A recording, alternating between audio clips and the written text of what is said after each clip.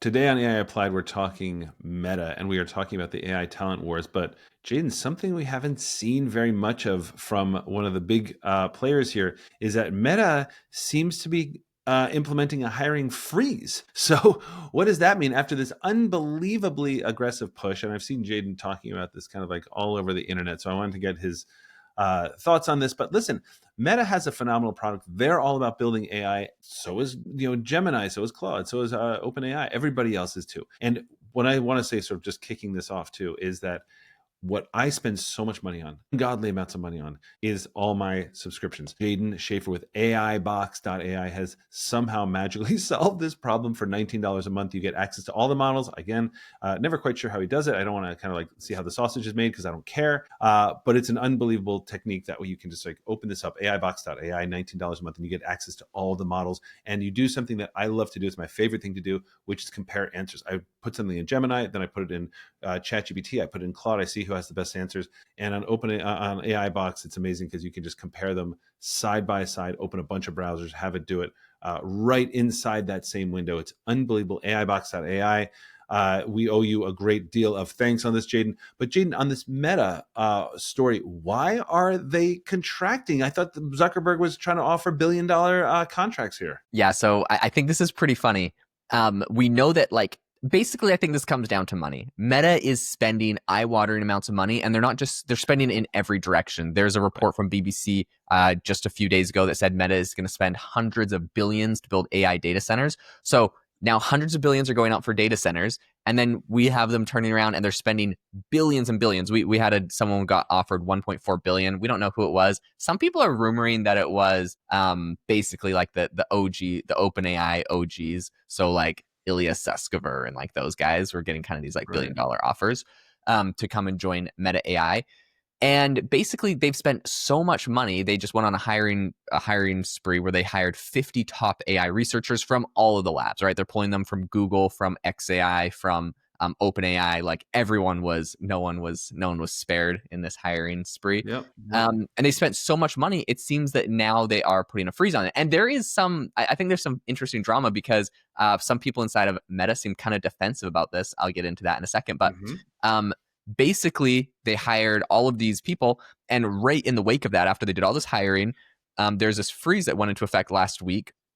Right after they basically reorganized their superintelligence lab. So they reorganized it, they split it up. They have the 4 different groups, TBD Labs, which is run by Scale AI's Alexander Wang. He's leading that. It seems like he's kind of like the head of Meta AI right now, which I don't really know what happened to Jan LeCun. It felt like maybe Zuckerberg got mad at him because Meta kind of slipped behind. He runs research still, right? What they all say is that he's still right.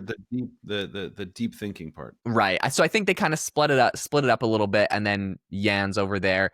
So they have 3 other groups. Yeah. Research, product, and integration. And I think at the end of the day, this makes sense, right? Like it's growing. You need different departments. And Jan, I think, is really great at the research. And maybe he was less like the big bull on pushing the whole thing. So yes. Yeah. So I think this is good. And so they have these 4 different these 4 different areas.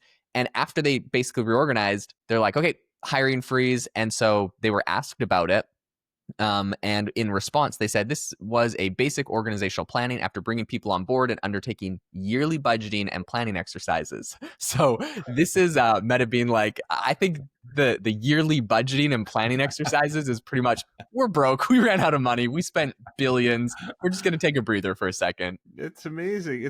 So I don't know. I kind of have 2 thoughts on this. I mean, so the first thought is, and I can understand why they're getting defensive about this. And Jaeden, sometime you and I have to do a podcast on the other defensive thing, which is when people, whether people can say that they've used AI for something or not. I think that conversation's so interesting to say, what people are sort of like ashamed to say it or they don't want to admit it, even though you should be using AI for this stuff. But anyway, on this particular thing, an AI hiring free or any hiring freeze absolutely sends a signal of a company in some kind of distress. It could be, minor or anything like that, but you never hear, oh, this company's killing it. They're going on a hiring freeze, right? However, what they're talking about is maybe Meta may be sort of like a victim of their own kind of aggressive tactics. Because, like, if you think about it, right, like, let's say you're building, Disney World or something like that. At some point, construction has to come to a stop. It's like, oh, Disney World has stopped expanding. It's like, yeah, man, because, or Disneyland, because they ran out of room or something, right? Like, at some point, you have to take, what you've got and kind of start using it. And Meta went so, like, if you look at charts, like, the spike in what they spend is so astronomically out, sort of stripping everybody else, that it makes, what else were they going to do except do a hiring freeze? So I'm not even sure that calling it a hiring freeze is completely fair to Meta. It feels like what they're saying is, listen, we now have everybody in place. Now Yeah. it's time to work. It's not like we need more people. What we need is to actually produce a product. So it almost feels like a capex, like a capital, sort of cost, where they're actually building something and now they're using it. Or I don't know. Am I seeing that wrong, or am I being too generous here? No, actually, I mean, however you want to view it, like, oh, they spent too much. Now they have a hiring freeze. Like, they're broke. Okay, they're not broke. They just spent more money than anybody else. They have unlimited money, and at some point, you got to stop spending the money if you got everything you wanted. Like, why do you need to keep spending money if you got the team? So I think you're spot on with that point. However, it does feel like it touched a bit of a chord with people at Meta. Alexander Wang tweeted yesterday, and he said, "We are truly only investing more and more into Meta Superintelligence Labs as a company. Any reporting to the contrary of that is clearly mistaken." So it's kind of funny, because I know people like get into this like whole battle of like, oh, Meta has money, oh, they don't have money, oh, they don't have money because they spent it poorly. But just because they like might not have more of a budget for something doesn't mean they spent what they had poorly. Maybe they have everyone they need. The comments on this post also are hilarious. I mean, there's people making fun of Yan LeCun, saying that he's going to be getting coffee for Alexander Wang now, blah, blah, blah. One thing I did think was pretty funny, someone said, Meta spends billions to recruit you, but you keep the Scale AI banner on Twitter. Savage. Basically, Alexander, who just got hired, he still had his like banner from his last company, Scale AI, even after he got hired here. Cold. If you go click on his profile now, he has, I think he just removed it. He has no banner now because I guess he didn't want controversy, which I thought was hilarious. Yeah, I think maybe it struck a chord with some people at Meta, but at the end of the day, they've spent a lot of money, and I think that they're going to end up on top for basically investing in people. I think there was no other way that they were going to catch up to some of these other big players. It seems like OpenAI obviously ran away with things. Anthropic has a really good groove. Elon Musk, I guess, is really good at recruiting people because of his background. So that, I think, XAI. Google obviously is a gargantuan company. But beyond kind of this handful of companies that have been able to put together these rockstar teams, everyone else seems to be really struggling to keep up. It's pretty hard to keep up with some of these big players. And so I think Meta really had to do this if they wanted to not get cut out of the race. And Zuckerberg does not seem like one who likes to lose. But that's exactly the point, right? Zuckerberg does not like to lose. Zuckerberg was trying to create the future with meta, like the metaverse, right, until ChatGPT sort of came along. And I think Zuckerberg really wants to be the future. I think there's a lot of really legitimate questions around, like, what is Meta doing? Like, why do they need to create super intelligence? It really seems, if it's been any indication about sort of like how this has gone so far, that when we have super intelligence, it's not going to be limited to one product. You know what I mean? Like, I think it's probably going to, unless somebody figures out a wildly different way. Now that's why Ilya Sutskever can raise whatever, I don't know what is, he raised $2 billion right out of the gate without even saying with the name of a company, basically. Same with Mira Murati. And I think, but at least with Sutskever, who actually has a background in super intelligence and also are trying to create super intelligence and also safe super intelligence, which is, I believe, the name of his company. You can see sort of like maybe they'll stumble on something else. In the same way, AI was kind of growing pretty linearly until the reasoning models came along, and it's like, oh, here's a different path. So maybe it's that. Maybe he's trying to figure out that. But it really does seem, and I'm not trying to minimize this, but it really does seem like Zuckerberg is trying to just create the future. And I'm just not, and by the way, and if he is, this is the way to get in the game, right? You sort of like create this, but it doesn't seem like he's trying to really monetize it in any way. Right. Sorry, I don't mean that's too bold a statement. There's not a clear, to me, not a clear monetization strategy that Meta has. Even Grok, who clearly doesn't care about whether, like, it goes off the rails, because he's not trying to sell to enterprises, and enterprises won't buy a model like Grok.